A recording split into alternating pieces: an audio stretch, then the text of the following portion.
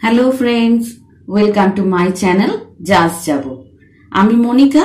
আজ আপনাদের জন্য নিয়ে এসেছি টক ঝাল মিষ্টি তেঁতুলের চাটনি। এই তেঁতুলের চাটনিটা যে কোনো পাপড়ি চাট, দই বড়া, কোনো চাটাকদার জিনিসের সঙ্গে খুব ভালো লাগে। দেখে নেওয়া যাক কিভাবে আমি এটি বানাচ্ছি। আমি একটা বাটিতে 100 গ্রাম পরিমাণ তেঁতুল নিয়েছি। তাতে 2 কাপ গরম জল দিয়ে ভিজিয়ে নেব। গরম জলে ভিজিয়ে রাখলে তেঁতুলটা খুব তাড়াতাড়ি নরম হয়ে যাবে, আর তেঁতুলের যে কাঠ বা পাল্পটা খুব সহজে আমরা বের করে নিতে পারবো। এই গরম জল দিয়ে আমি 15 মিনিট রেখে দেব। আমি তেঁতুল গরম জলে ভিজিয়ে রেখেছি। যতক্ষণ তেঁতুলটা ভিজছে সেই ফাঁকে আমি একটা মশলা বানিয়ে নেব। আমি নিয়েছি 1 চামচ গোটা জিরে, হাফ চামচ মৌরি, 1.5 চামচ গোটা ধনে, আর নিচ্ছি 5টা গোটা শুকনো লঙ্কা। এটা কাঠখোলায় খুব ভালো করে ভেজে নিয়ে গুঁড়ো করে নেব। আমি গরম জলের মধ্যে তেঁতুলগুলো ভিজিয়ে রেখেছিলাম। তেঁতুলটা নরম হয়ে গেছে। আমি হাত দিয়ে এইভাবে ভালো করে চটকিয়ে তেঁতুলের পাল্পটা বের করে নিচ্ছি। তারপর ছেঁকে নেব। পাল্প বের করে নিয়েছি, এবার ভালো করে ছেঁকে নেব। যে বাটিটার মধ্যে আমি তেঁতুল ভিজিয়েছিলাম সেই বাটির গায়ে লেগে আছে পাল্প একটু, সেটা জল দিয়ে ধুয়ে এর মধ্যে দিয়ে দিচ্ছি। তাহলে এর মধ্যে যে পাল্পটা রয়ে গেছে সেটাও ছেঁকে যাবে। আমি গরম জলের মধ্যে দিয়ে তেঁতুল ভিজিয়ে রেখে পাল্প বের করে নিয়েছি। এবার এটা আমি রান্না করব।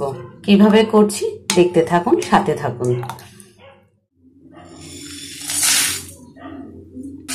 কাঠখোলায় মশলাটা ভাজার সময় খেয়াল রাখতে হবে মশলাটা যেন খুব বেশি পুড়ে না যায়, তাহলে মশলার গন্ধটা অনেকটা নষ্ট হয়ে যাবে। হালকা একটু নাড়াচাড়া করেই আমি নামিয়ে নেব, তারপর সেটাকে গুঁড়ো করে নেব। টক ঝাল মিষ্টি তেঁতুলের চাটনি বানানোর জন্য তেঁতুলের পাল্পটাকে আমি একটা পাত্রে বসিয়ে গরম করছি। 10 মিনিটের মতো আমি গরম করেছি, ফুটে উঠেছে। এবার এর মধ্যে আমি একে একে মিশিয়ে দেব সব নুন, চিনি, মশলা। দিচ্ছি পরিমাণ মতো লবণ, আর দিচ্ছি এটা হচ্ছে বিট লবণ। সাদা লবণ যেটা আমরা নর্মাল লবণ ব্যবহার করি সেটা আর এটা ব্যালেন্স করে দিতে হবে, সেই বুঝে নুনের পরিমাপটা দেবেন। এবার এর মধ্যে আমি দিয়ে দিচ্ছি 150 গ্রাম চিনি, দিয়ে খুব ভালো করে ফোটাবো। এর মধ্যে আমি দিয়ে দিচ্ছি 1 চামচ কাশ্মীরি লঙ্কার গুঁড়ো। কাশ্মীরি লঙ্কার গুঁড়ো দিলে ঝাল হবে না, কিন্তু রংটা খুব সুন্দর আসবে।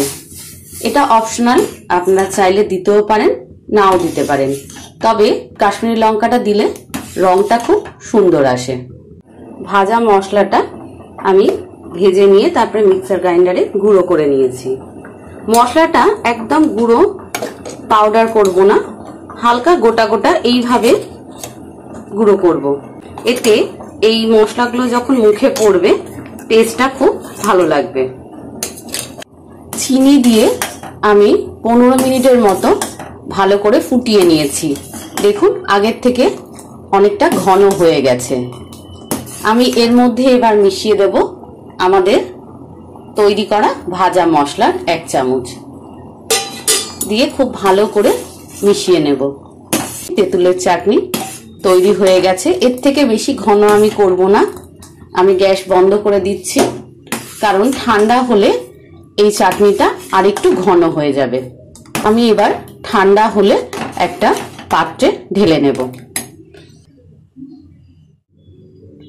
আজকের টক ঝাল মিষ্টি তেঁতুলের চাটনি তৈরি হয়ে গেছে। একটু ঠান্ডা হয়েছে, আমি একটা সেরামিকের পাত্রে ঢেলে নিচ্ছি। যেহেতু তেঁতুল, তাই কোনো মেটালের পাত্রে না রেখে সেরামিক বা কাঁচের পাত্রে রাখলে ভালো হয়।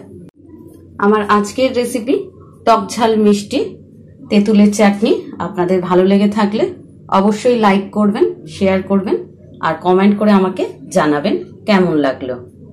এই তেঁতুলের চাটনি আপনারা কাঁচের কন্টেনারে ভরে ফ্রিজে 1 মাস পর্যন্ত সংরক্ষণ করে রেখে দিতে পারবেন, নষ্ট হবে না। যখন প্রয়োজন কোনো পাপড়ি চাট, দই বড়া বা কোনো চাটকদার কোনো জিনিস বানালে তাতে ব্যবহার করবেন, খুব ভালো লাগবে।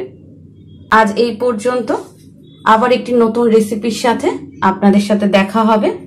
নমস্কার।